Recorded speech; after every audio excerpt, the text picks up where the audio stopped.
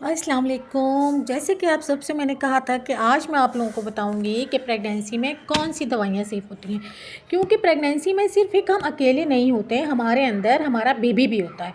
और बहुत सारी दवाइयाँ ऐसी होती हैं जैसे हमारे जिस्म में दर्द हो गया, बुखार हो गया, नज़ला, ज़ुकाम, इन्फेक्शन, पेट का दर्द, बहुत सारी चीज़ें ना, तो उसमें हम हर दवाई नहीं ले सकते। क्यों? क्योंकि वो हमारा बच्चा भी ज़ाया कर सकती है। तो अब सबसे पहले प्रेगनेंसी में अगर हमें बुखार हो जाता है या जिस्म का दर्द है तो हमें क्या लेनी चाहिए? सिर्फ पैनाडॉल, इससे ज़्यादा कोई भी नहीं। और वो हम कितनी दफ़ा ले सकते हैं? दिन में 3 बार, मतलब सुबह, दोपहर, शाम, इससे ज़्यादा नहीं। और इससे ज़्यादा हमें लेनी भी नहीं चाहिए। क्यों?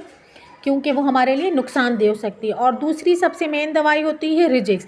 अब रिजिक्स क्यों ज़रूरी है? अगर इन केस हमें प्रेगनेंसी में नज़ला हो जाता है, ज़ुकाम हो जाता है या कोई एलर्जी हो जाती है, तो हमें कोई ऐसी दवाई नहीं लेनी है जिससे हमारे बच्चे को भी नुकसान हो।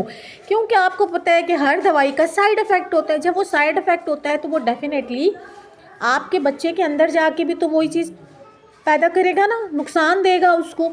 तो हमें रिजेक्स ले सकते हैं सेफ साइड के लिए, और वो भी दिन में सिर्फ 1 बार। अब सबसे इम्पॉर्टेंट चीज़ हमारे पास क्या आती है? खून की कमी। मैं यहाँ लिख भी देती हूँ किस चीज़ की? खून की कमी। अब प्रेगनेंसी में क्या करती हैं डॉक्टर्स? हमें सबसे पहले फॉलिक एसिड दे देती हैं या फिर विटामिन डी साथ दे देती हैं, ठीक है। विटामिन डी में वॉसनेट डी कुछ भी देती है, ठीक है। ये इफेक्टिव होती है गोली, दिन में 3 बार लेने से, ये दिन में 3 बार खाने से बहुत इफेक्टिव होती है। लेकिन इसके बजाय अगर हम लेते हैं फेरस सल्फेट, ठीक है, ये ब्लैक कलर की छोटी सी गोली होती है और बहुत सस्ती भी है फॉलिक एसिड के मुकाबले में, और इसका रिजल्ट 100% नहीं,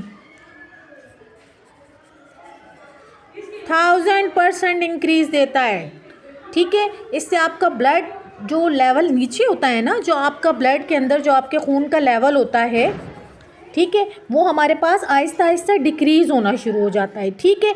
जब वो 8 पे पहुंच जाए या फिर 7 पे पहुंच जाए तो फिर हमें डेफिनेटली ब्लड लगवाना पड़ जाता है, ब्लड अरेंज करना पड़ जाता है, जो कि थोड़ा प्रॉब्लम क्रिएट करता है। तो इससे अच्छा है बचने के लिए ही कि हम पहले दिन से ही, जैसे ही हमें पता लगता है प्रेगनेंसी हो गई है, तो फेरस सल्फेट की गोली लेना शुरू कर दें।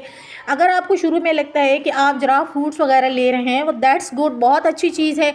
आप नहीं लेना चाहते तो एटलीस्ट कम अज़ कम आपको चौथे महीने से तो लाजमी फेरस सल्फेट की 1 टैबलेट दिन में 3 बार लेनी चाहिए।